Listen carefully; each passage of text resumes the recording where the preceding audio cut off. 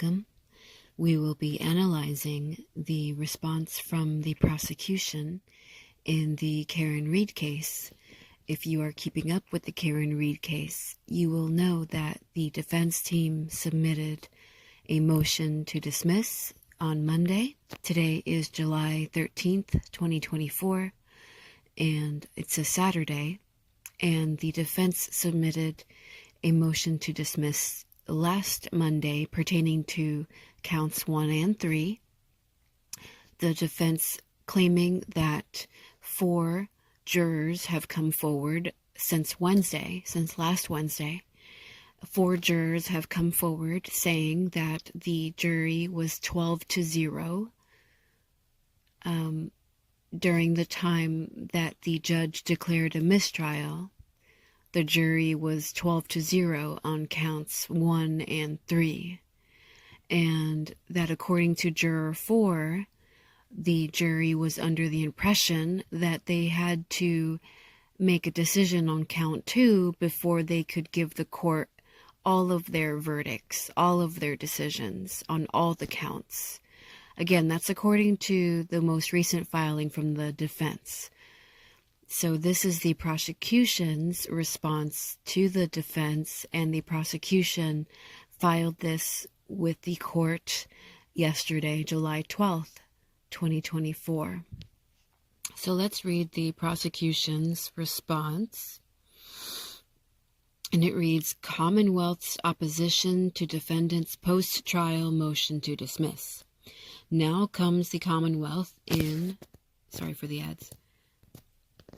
Now comes the Commonwealth in opposition to the defendant's post-trial motion to dismiss her indictments for second-degree murder and leaving the scene after causing death, as the defendant's motion is premised upon hearsay, conjecture, and legally inappropriate reliance as to the substance of jury deliberations. Further, contrary to the defendant's claims throughout jury deliberations, the defendant was given a full opportunity to be heard.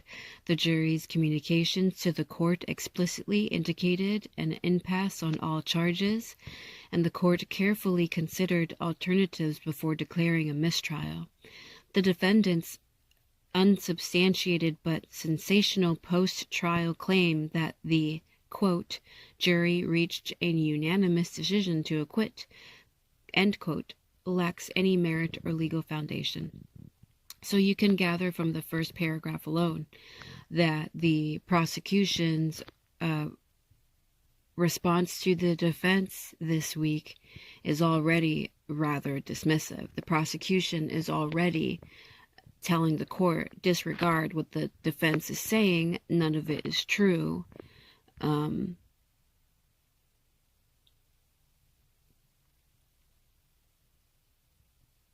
And just that the prosecution is claiming that the defendant had a fair opportunity to be heard, to object during the deliberations, and never did.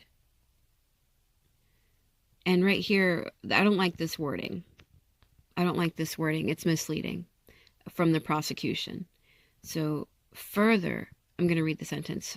Further, contrary to the defendant's claims, throughout jury deliberations, the defendant was given a full opportunity to be heard.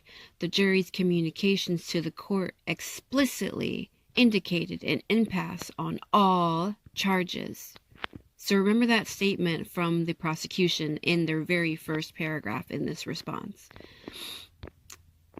You see, the prosecution is stating here, the prosecution is gaslighting all of us already within the first paragraph of their response. I'm going to read that sentence again. Further, contrary to the defendant's claims, throughout jury deliberations, the defendant was given a full opportunity to be heard. The jury's communications to the court explicitly indicated an impasse on all charges.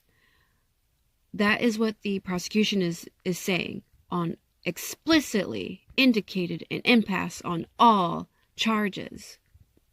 And already that statement, that sentence is a lie. The jury, if you remember watching the trial, I don't even have to continue reading this to know that that is a lie. If anyone watched the trial, if anyone watched the last day of deliberations when the judge declared a mistrial, at no point did any of those notes come back saying explicitly that they were on an impasse on all charges. Those words were never used in any of the notes that the foreperson provided to the court. At no point did any of those notes say, we are at an impasse on all charges. So already the prosecution is lying. They are obfuscating. They are gaslighting already in their response to the defense's motion to dismiss. I'm going to continue. And the court carefully considered alternatives before declaring a mistrial. No, that too is a lie. Prosecution, the court did not carefully consider alternatives. The court did not carefully consider alternatives. The court merely sent the jury back a couple of times to continue deliberations. That's all the court did. And then they instructed, the judge instructed the jury to come to a decision. That's all that happened. There weren't actually any other alternatives. What is the prosecution talking about? Continuing on in the prosecution's response. The defendant's unsubstantiated but sensational post-trial claim that the, quote, jury reached a unanimous decision to acquit lacks any merit or legal foundation. It continues on. On June 2nd, 2022, the defendant was indicted by a Norfolk grand jury. And just so you know, if you might have listened to my previous videos, I have said Suffolk County and Norfolk County. I apologize. I have confused the terms, but this is based in Norfolk County. Okay. By a Norfolk grand jury for second-degree murder in violation of GL 265 manslaughter while operating under the influence, in violation of GLC and leaving the scene of personal injury / death, in violation of GLC 90 subsection 24. On April 16, 2024, a 10-week jury trial commenced. Beverly Cannoni won. The judge. The jury began their deliberations on June 25th, 2024. In addition to the 3 indictments, the jury was instructed to consider 2 lesser included offenses to manslaughter while operating under the influence. So right now the prosecution in their response to the defense is merely responding to the defense's filings and saying, yes, that is correct. On June 9th, 2022, the defendant was indicted by Norfolk grand jury. Yes, the jury began the deliberations on June 25th, 2024. And you'll remember, these are the same statements that the defense provided in their motion to dismiss. So the prosecution is simply responding to those statements, confirming. The prosecution, if you don't understand what the prosecution has to respond to every claim that the defense made in their motion to dismiss, as well as the filings the defense submitted on Wednesday. So whenever you file something in court, the opposing party has to file a response to everything you filed.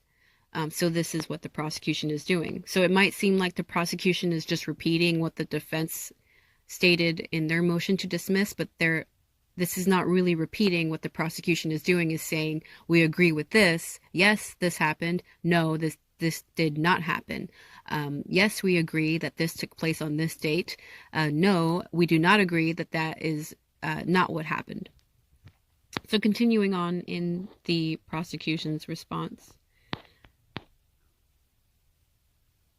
All right. And while operating under the influence, involuntary manslaughter in violation of GLC 265.13, and 2, motor vehicle homicide, OUI, liquor and negligence in violation of GLC 90.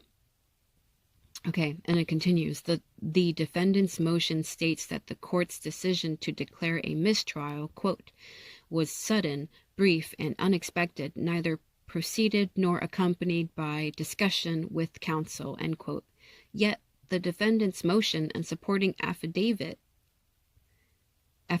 of counsel inexplicably omit the full opportunity that the defendant was given to be heard and the defendant's consent to the mistrial. So that's misleading as well.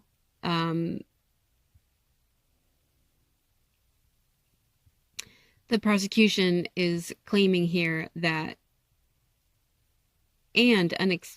unexpected, neither preceded nor accompanied by discussion with counsel, end quote. Yet the defendant's motion and supporting affidavits of counsel inexplicably omit the full opportunity that the defendant was given to be heard and the defendant's consent to the mistrial. I will say that we did not witness that. That to me, this is another lie from the prosecution. That according to the prosecution, the defense is omitting in their filings this week the full opportunity the defendant was given to be heard and the defendant's consent to the mistrial. At no point was either side given the opportunity to declare a mistrial. At no point was either side given the opportunity to declare a mistrial or to consent to the mistrial. At no point.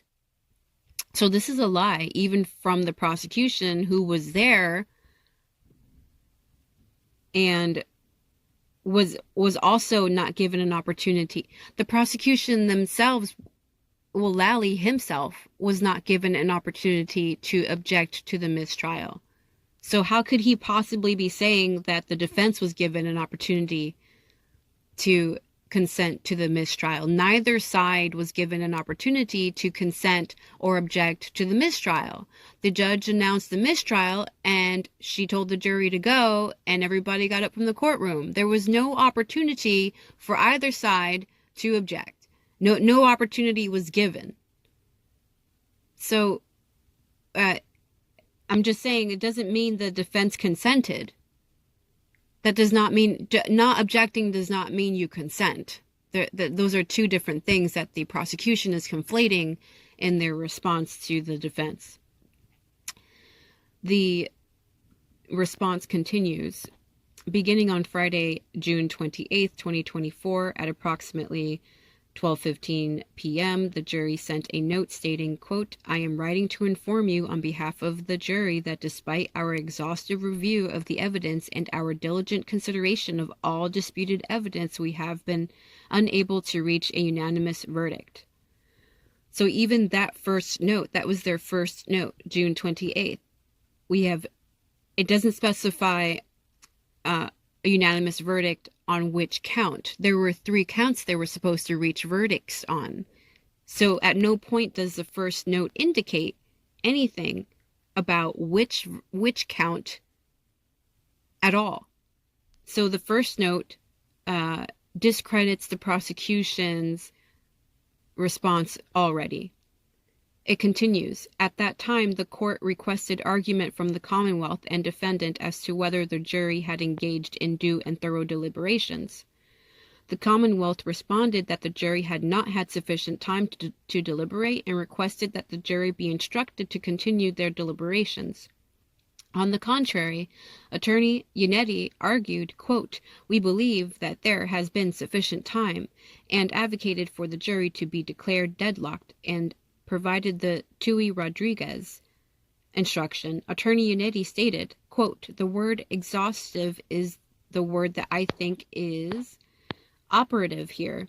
They are communicating to the court that they've exhausted all manner of compromise, all manner of persuasion, and they are at an impasse. You know, this is a case where the jury has the legal instructions. They've only really asked one question, which was to try to get a report they were not allowed to get. And I think the message has been received that the evidence is closed and they won't be getting anything more. They've been working essentially nonstop over the last 3-4 days. We are approaching a weekend. They didn't come back with this at 3 o'clock or 4 o'clock. They're at 12 o'clock and they have nowhere to turn. So our position is the jury should be read the Tuohy-Rodriguez model instruction and go from there. So the prosecution is quoting Attorney Yannetti.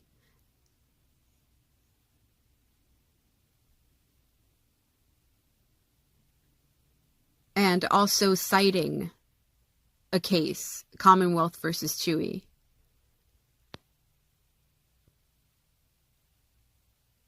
And Ray versus Commonwealth. And Commonwealth versus Rowling. They are citing these cases. And then it provides a quote in parentheses. A Tuohy-Rodriguez instruction, quote, should not be employed prematurely or indiscriminately, end quote. The court ruled that given the length of the trial, number of exhibits, and complex issues in the case, there had not been due thorough deliberations and instructed the jury to continue deliberating. So that is true, that if you were watching the trial, the court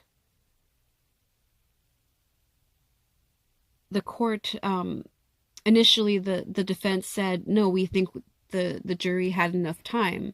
We should just hear what they have to say. And the prosecution opposed that. The prosecution said, no, they need more time. It's not enough time. They need more time. So the prosecution and the defense were in disagreement. And the defense, as a solution, asked the judge to invoke the Tuohy-Rodriguez instruction, which essentially just tells the jury, please come to a decision.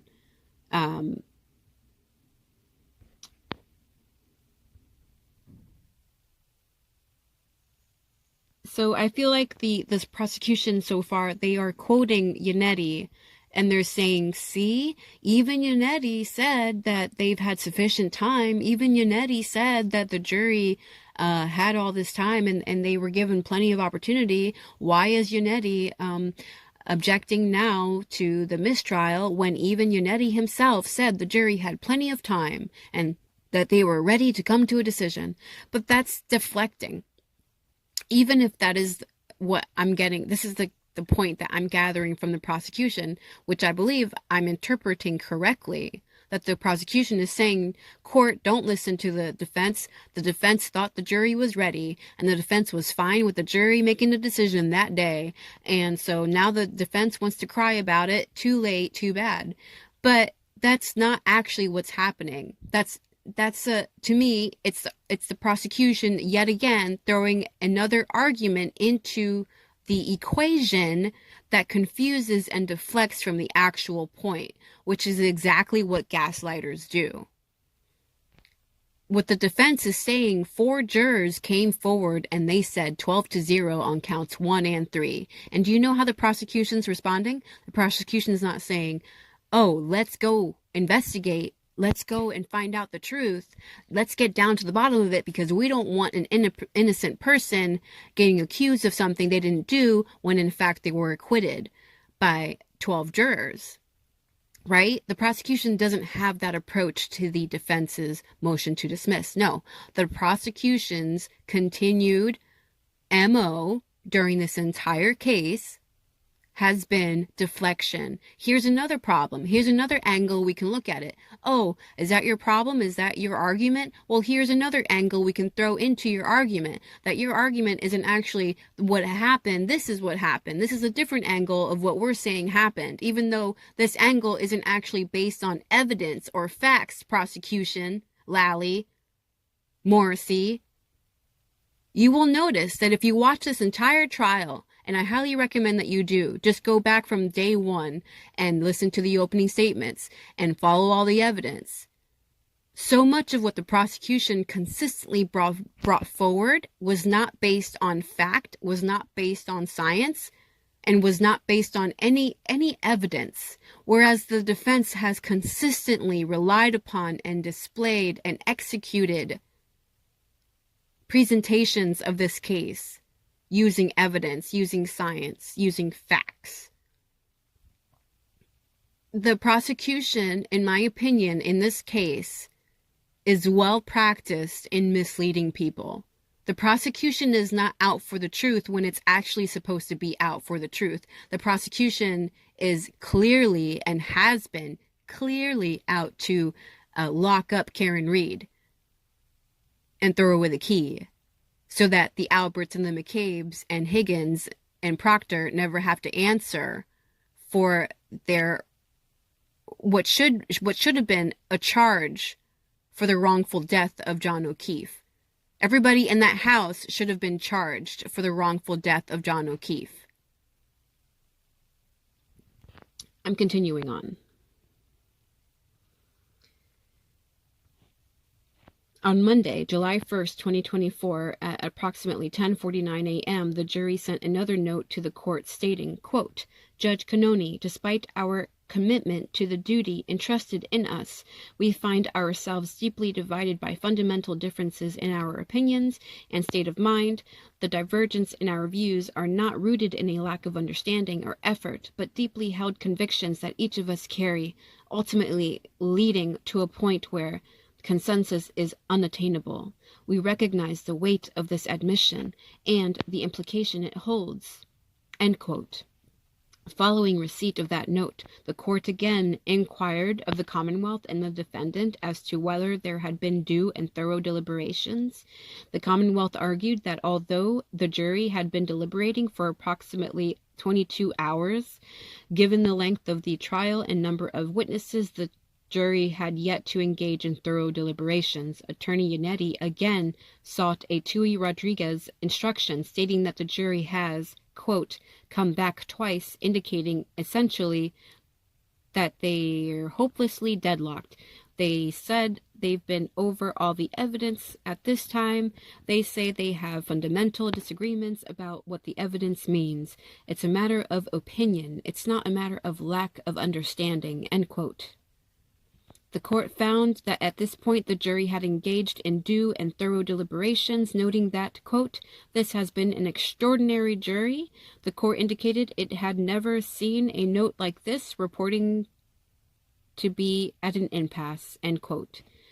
At approximately 11 a.m. on July 1st, 2024, the jury was advised of the full Tui Rodriguez instruction, including that it was the jury's, quote, duty to decide this case if you can do so conscientiously, end quote, and that there is no reason to believe another jury would be more competent to decide this case. So right here, the jury was sent out again to continue deliberations on July 1st at 11 a.m., right before the judge declared the mistrial. And then on the response from the prosecution continues. On July 1st, 2024, at approximately 2:30 p.m., the jury sent a final note to the court stating, quote, now pay attention here. Everybody listening and watching, pay attention here. The prosecution, remember in the beginning of this response, the prosecution said, the jury inexplicably decided on all charges, that they couldn't come to a decision on all charges. That's what the prosecution is saying. But listen to the jury's final note. And we read the other notes. We read the previous two notes. And at no point was the jury specifying all charges. Right? And this is the jury's last note. And let's read it. Quote, despite our rigorous efforts, we continue to find ourselves at an impasse. Our perspectives on the evidence are starkly divided. Some members of the jury firmly believe that the evidence surpasses the burden of proof establishing the elements of the charges beyond reasonable doubt. Conversely, others find the evidence fails to meet this standard and does not sufficiently establish the necessary elements of the charges.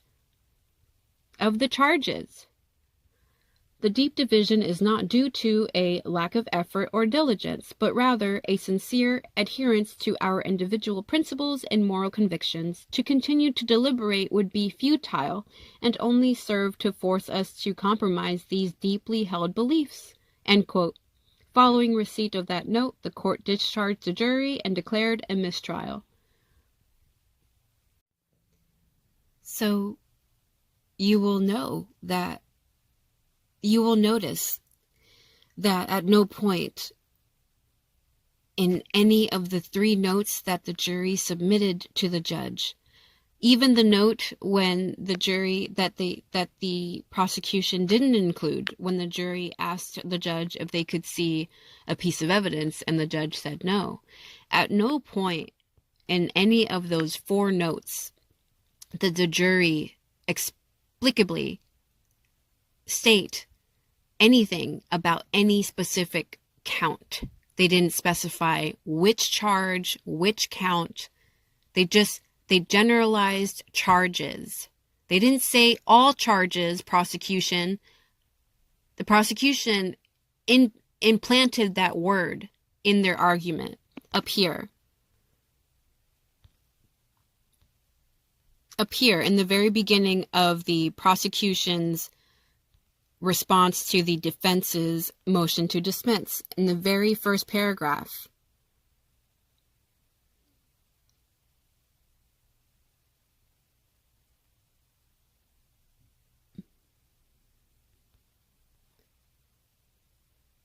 Given a full opportunity to be heard, the jury's communication to the court explicitly indicated an impasse on all charges.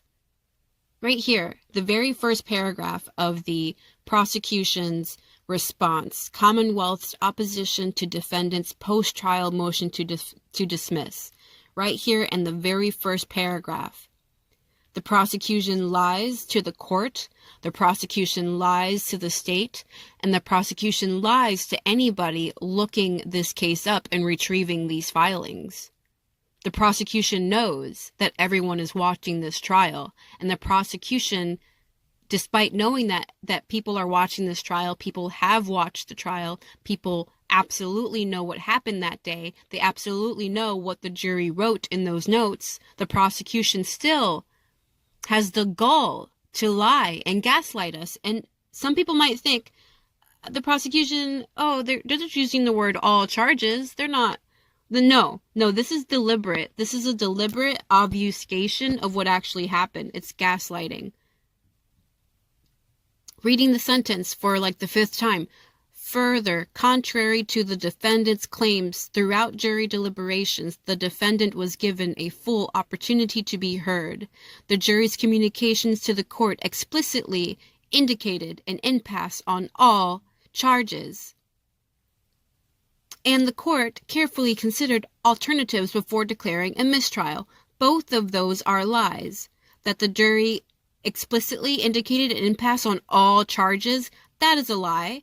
And then the second part of that sentence, and the court carefully considered alternatives before declaring a mistrial. Lie. What other alternatives are you referring to, prosecution, Lally, and Morrissey, DA Morrissey, Michael Morrissey? What other alternatives are you referring to, Michael Morrissey? Because the only other alternatives that I can think of are the McCabe's and the Alberts. Those are the only other alternatives in this case. Those are the ones that should have been suspects. What other alternatives are you referring to, Attorney Lally and DA Morrissey? Prosecution in the Karen Reed case. There were no other alternatives brought forward before the mistrial was declared. And the jury never, ever specified all charges, Lally and Morrissey.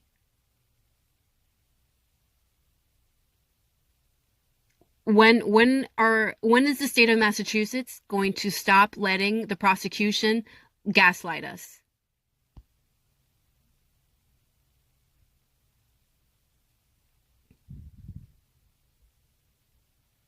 Thank you for watching.